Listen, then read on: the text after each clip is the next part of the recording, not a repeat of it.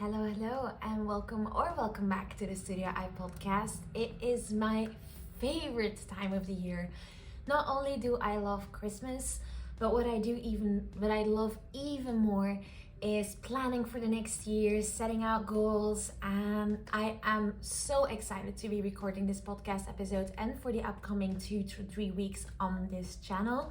I will be posting around 4 times a week with all contents focused on journaling, goal setting, really creating your dream life and taking steps towards that dream life in 2023. And today I thought I'd start with a nice general podcast episode on how to really set nice intentional goals so you can actually reach those goals by the end of the year. You have 2 types of people. You have the people who really believe in goal setting, and you have the people who are kind of skeptical about it and who like to go with the flow. I definitely fall into the first category. I love goal setting. I think it changed my life, and for me it's something that helps me to really reach everything and anything that I want to get done. I need a structured plan, and I think that for most people that structured plan is the thing that works the best. So that is why in this episode, I really want to go over my strategy for setting goals so that maybe you can implement it as well and that you will have healthy and realistic goals for 2023. So the first thing that you will have to do is be very critical of the goals that you set, because we often tend to set cookie cutter goals, like the same goals as everybody else, but unfortunately that just doesn't really work for most people. And that's why you really have to look if your goals are right for you. So the first point that you have to watch in asking yourself if your goals are right for you is whether they actually fit your dreams. Do they really align with who you want to be and where you see yourself going? Because often enough, we see other people setting goals, like for example, buying a house. And we think that those things are things that we need to reach as well and that we need to do as well. But if you want to travel the world and be a digital nomad, then buying a house doesn't make any sense for you, even though society is trying to tell you that you should. And there's a lot of goals like that. If you are happy in your 9 to 5, which I personally will never understand, but there's people who really are happy in that 9 to 5 life, then it doesn't make sense to start your own business, even though it's like the biggest trend in career land right now. So really look at who you want to be and where you want your life to go and what brings you joy, and see if those goals fit into that. And not that you're reaching your goals and that you're setting goals because somebody else convinced you that it's something that's really, really important to have in life. Another aspect that is really important is whether they fit your values. If your goals don't align with your values, they will be so much harder to reach. It won't be fulfilling if you reach those goals. How do you figure out your values? I have a guide on figuring out your values, and I'll put it in the description box. I also quickly wanted to touch on how you can do that. Just take a look at what brings you joy and what are the things that you absolutely hate. And then the time that you value. For example, if you value family time a lot, it might not make sense to want to do a job where you have to travel the world. So really look into those values. You can use the downloadable PDF that I've put in the description. It is very important that the goals that you want to reach and the things that you want to do in life align with who you are inside. Otherwise, it will always feel like you're chasing somebody else's dream, and you will be wondering why you're never taking action, but it's because deep down you know that the goals you set are not the things that you want. And if those goals that you set align with what you believe deep down is your root purpose, it will be way more natural to strive towards those goals. Make sure that your goals fit who you are and who you want to become. But something else that's really important is whether they align with your lifestyle. Now, this might be a bit controversial, but not controversial, but I'll explain what I mean. Sometimes all you desire is a lifestyle change. Sometimes if you're working a 9 to 5 and you hate it, you want to become an entrepreneur to have a different lifestyle. And that is great. And that is absolutely a great, great goal. But sometimes we set goals that our lifestyle just doesn't allow. For example, you can't spend a lot of time on your goals if your job that you currently have doesn't allow for that. If you're working 3 jobs and you're always on the go, then meditating for an hour and having a 2-hour morning routine and things like that just won't fit. And if you set goals like that, it will only frustrate you and demotivate you because it just doesn't go together. So maybe there's another goal, a step-up stone that you need to reach first. If you want to be able to spend a lot of time on yourself, then maybe you need to find another job first that allows for that. So that's what I mean with, does it fit your lifestyle, and are there any changes that you need to make before you can actually start working on that dream life and that ideal self that you want to be? Because sometimes there's more steps in between than we want there to be. And it can be incredibly frustrating to have to get over those steps first. There's really no other option, and you're only going to demotivate yourself if you're trying to skip the most important part of the journey. There's no shortcuts, unfortunately, so really take a look at, is there anything standing in the way of the goal that you have set right now, and make overcoming that stepping stone the first goal you set. And that might mean that some things will take longer than 2023 to realize, but at least you'll see results instead of just fighting against something that you're not actually trying to fix. And then a last point in being critical about your goals is something that I already touched on in the beginning, is it actually what you want? Because goals that you set that would make other people happy, or because they would give you a certain status, are often very, very hard to reach, or very hard for these habits to maintain them, or they will bring you no satisfaction at all once you reach that point. And maybe they even drive you further away for the things that you yourself actually want.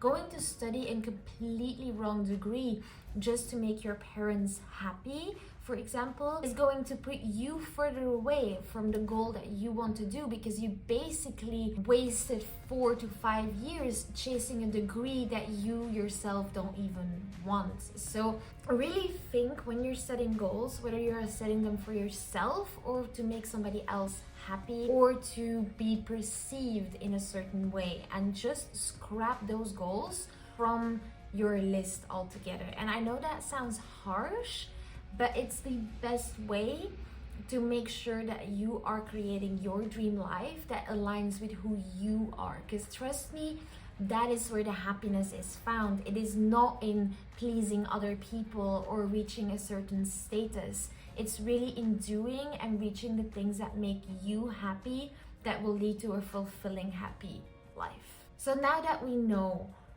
what goals can stay and what goals need to be scrapped off our list, it is time to dive deeper into those goals that remain on your list. And the first thing that you're gonna do is to break down your goals to get really, really clear on what you actually want. So every goal has a why. You've probably heard this a million times. There is a reason why you are setting that certain goal, but I do believe that sometimes we don't dig deep enough into that why. So I want to challenge you to actually ask yourself why at least 5 times when you are setting a goal. And that way you really dive deep into that core root desire that is making you set that goal. So for example, I want to have a successful business. Why do I want to have that successful business? Because I want freedom. Because I want freedom and financial independence. Why do I want those things? I want to be able to spend time on doing the things that I love instead of spending time on doing things for other people. And I also want financial security, so I will never have to experience what I experienced as a child that sometimes there just wasn't enough money to do what I wanted to personally do. And why do I want that? It's because I never want to be scared of not being able to pay my rent, or not to be able to give my kids in the long run everything that they desire and they would need. And why do I want to spend time on myself? Is because I want to be able to follow a path in life that allows me to do things that fulfill me and that lift me up, instead of doing things that actually that drain me. And why do I want that? Because I want a light life, a life that I enjoy, a life without worry. But so you see that the actual thing that I want is a life where I don't need to stress and worry, instead of just having a successful business. And that helps to identify that sometimes it isn't that surface goal that you set that you want. Sometimes it's really a deeper desire that you could reach in other ways. I want you to keep that in mind when we're going to the next exercises. There's a lot of other examples I could use, but really dive deep into what it is that you want, because then you can connect with it more. You're not just starting a business. You're creating that life free from worry, where you have all the time that you want to spend with your family. And that will probably motivate you more than I want a successful business. And that's where that's really important. And then the second thing that I want you to do is to really visualize it. Visualize what that life will look like once you've reached that goal. Visualize what it feels like, what it looks like, what it tastes like even. Create a connection in your mind with that life that you are going to lead, like it's already happening. If you say you want to be a successful movie star, for example, what does that life look like? What do your days look like? Your hours? What are you doing on set? What are you wearing? Who are your friends? All the details that you can, write them down and create this huge vision, this very, very clear vision of what you want that life to look like. And that way you can create a real connection with that life. It becomes tangible almost. You can really feel it, taste it, and it's way easier to chase that feeling than just the idea of being a movie star. Now, a side note that I have to make with that is visualizing what you want to do is incredibly powerful, but it will never look the way that you imagined it would be. When I said I wanted to be financially independent and earn a lot of money, there was a very big image of what my life would look like attached to that, but I am kind of living that life now, and it looks nothing like I imagined it, and it's for a lot of things. So yes, we need that vision to motivate ourselves to get there, but in almost every case, the end result will be slightly the same, but at the same time completely different from your vision. But that doesn't mean it's worse or better. It just means that we can't predict the future, but we can set an ideal, and keep that in mind. Don't be disappointed when it doesn't look the same, because there's nothing wrong with that. So remember when I said that we have this root desire and that there's often more than one way to reach it? This next exercise is going to dive deep into that one. So we often think that there's only one set path to reach a certain goal, that there's only one path to start a business, or there's only one set path to become financially independent, for example. But this often isn't true. So I want you to think of 3 different ways that you can reach the goal that you set for yourself. And it can be the deeper goal that we reach with all those whys.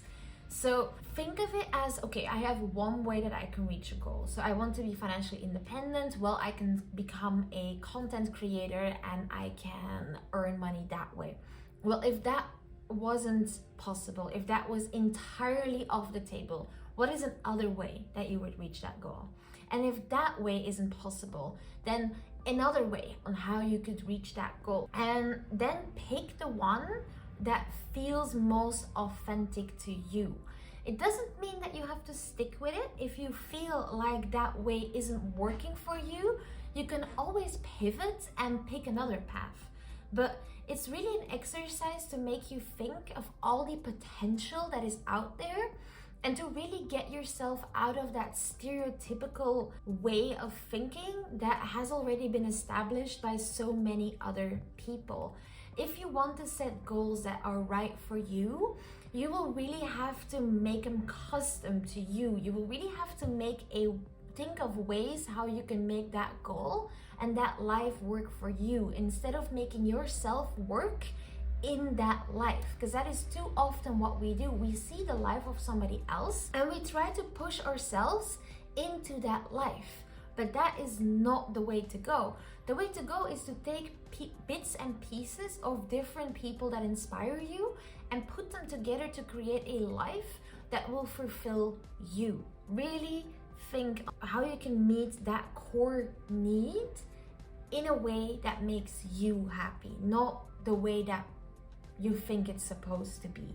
And then once you have your goals, then it's time to divide them up.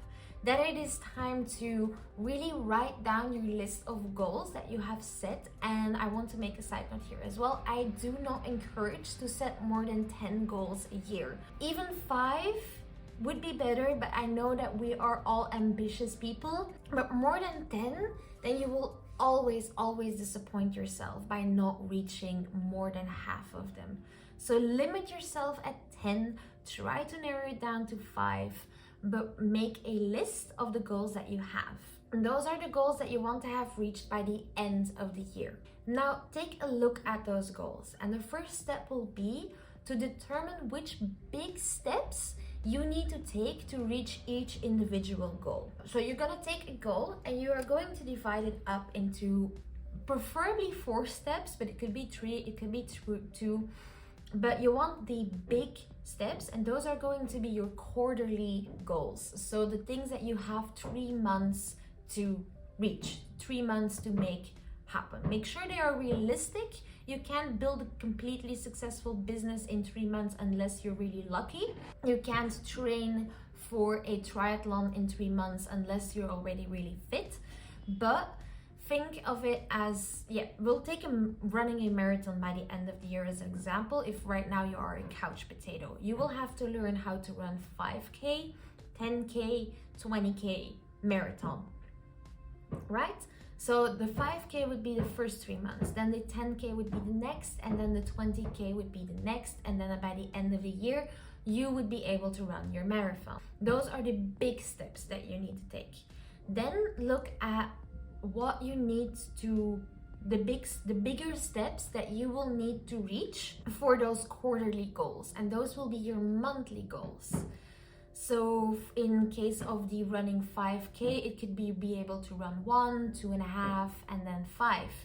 Or apply to any other goal that you might think. I will go over this more in detail in the upcoming week with very specific things. But if I do that for every single thing in this episode, then this podcast episode is going to be an hour long. And that's a little bit too long for me to edit. But so yes, you will determine your monthly goals based off those quarterly goals, and then based off those monthly goals, you're going to see which habits you need to implement each month, and you need to stack on top of each other to be able to reach those final goals, basically to reach those monthly goals. And if you do this consistently, if you focus on building those habits every month, you will be hitting your monthly goals. If you're hitting your monthly goals, you will be hitting your quarterly goals, and if you're hitting your quarterly goals, you will be hitting your year goals.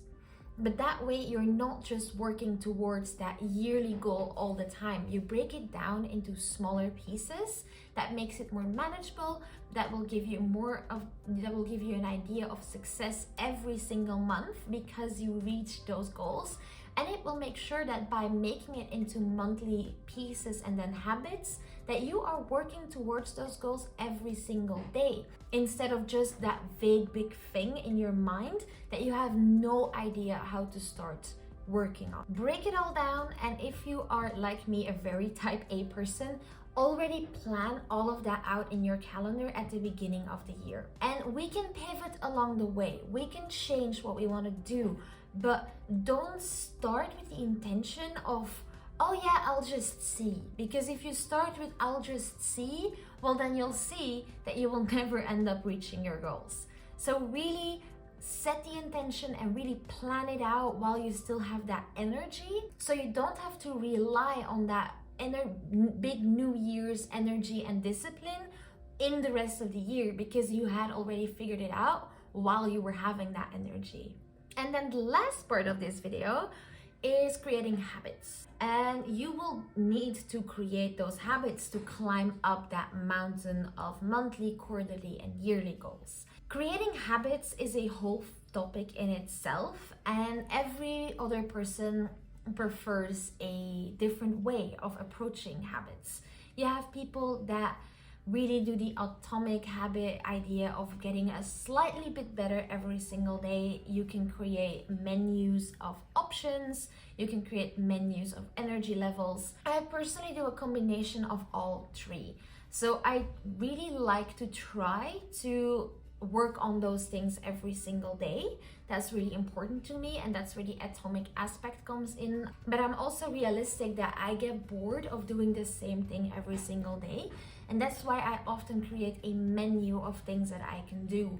I've talked about this before. For example, with working out, I have a menu of going on a run, doing yoga, going to the gym, or just going on a walk. That way I can always pick a version of working out that actually fits my mood and what I want to do that day. And then combined with that is making a menu for my energy levels, and that's already kind of included in that menu for my sport options as well, to really create a menu to do what steps or what habit can I perform today. If I am feeling very high energy, then that will be going on a run, for example. But what do I do if I just feel normal? And then I can go to the gym, or I can do a heavier yoga session. And on those days that are really low energy and I just want to stay in my bed for the whole day, then I can choose to go on a walk or do a very relaxing yoga session of just 15 minutes. And that way I have done something. That way I still have made progress towards my goal, but it's not necessarily in the same way every single day, and that accommodates and that goes together with the ebbs and flow of life, because you are not going to be as energetic every day. You're not going to be as motivated every single day, and by anticipating on that, make sure that you don't disappoint yourself and that you actually manage to still get things done. Because it has been proven again and again and again that we put way too much faith in ourselves, in our future selves, in the self-discipline that we're gonna have, in the motivation that we're gonna have. But in reality, I think deep down we all know that just isn't true.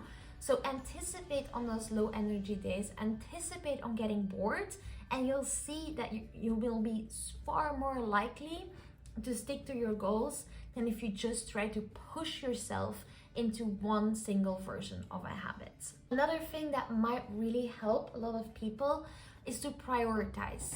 There's a lot of people who try to do it all, or who try to, for example, if you want to get into shape, who try to go running and do yoga and eat really, really clean all the time, and they just burn themselves out because they're trying to do too much, or they just get overwhelmed because there's too many options. Even though I personally enjoy options, there's other people who really don't. And that's where the idea of essentialism comes in, and to really focus on what is the one thing that will get me to that goal, what is the one thing that will make the most impact, and only do that, and really go deep and really give your all in that one thing, and to not give any crap about anything else around that. That's another option. And I think that we can all use a bit of essentialism, because if you want to build a business, you can try to create products and make a YouTube channel and be active on all social channels, and you can try Google Ads and 27,000 different products. And while I'm talking to you, you might already feel like, whoa, that's a lot. Pick one product and go all in. Start that YouTube channel and go all in.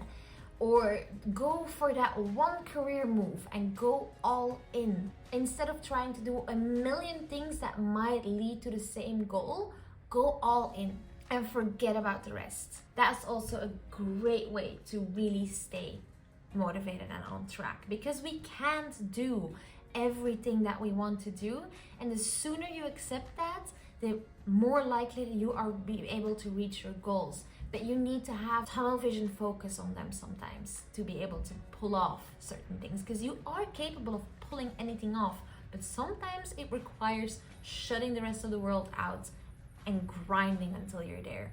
Don't grind yourself into a burnout, but sometimes it takes a lot of dedication, and I believe that you have everything in you for the dedication. And that comes to my last part, and that is to be a delusional optimist. If you want to reach your goals, you need to believe that you can. If you don't believe that you can reach your goals, you never will. Because in the back of your mind, you're always like, oh no, I'm not capable of this. Oh no. And that will create self-sabotaging moments. Be that optimist. I know that you can do it, and you probably know that you can do it. Think of all the other things that you have done. Sometimes when I doubt myself and when I think, oh, can I do this? Is this a thing that I can do? Then I think I graduated. I graduated college, I graduated high school, and all the times that I was crying over my books, sure that I will never, ever, ever manage to do that, I did it anyway. And I think that you probably can find things in your life as well where you were crying, panicking, and you felt like you were not able, you weren't going to survive. It was the end of the world, and it wasn't. Really take strength out of that and see like, okay, I can actually do so much, and keep on believing, and you'll see that amazing things will happen for you. So that was the end of my podcast episode, and that was the end of the tips that I have. And I hope you got something out of this, and I hope you will stick around for the rest of the month and up until January, because I will be posting every other day on my YouTube channel, smaller videos, and each week will have a theme. This week is Goals Week, and I really want to go over, for example, in this podcast episode, like a general how to set good goals. But for the rest of the videos this week, you're gonna get how to set career goals, financial goals, lifestyle goals. So really diving into examples with this method, so you can set healthy goals for the rest of the year, so you're all set and go, and you can start building on those habits in the upcoming weeks, on reflection, vision boards, you name it, it's gonna be there. So if you want to stick around for that, every other day a new video, subscribe down below, and otherwise please give this podcast a nice thumbs up, a review, or a comment, and I hope to see you soon. Toodaloo!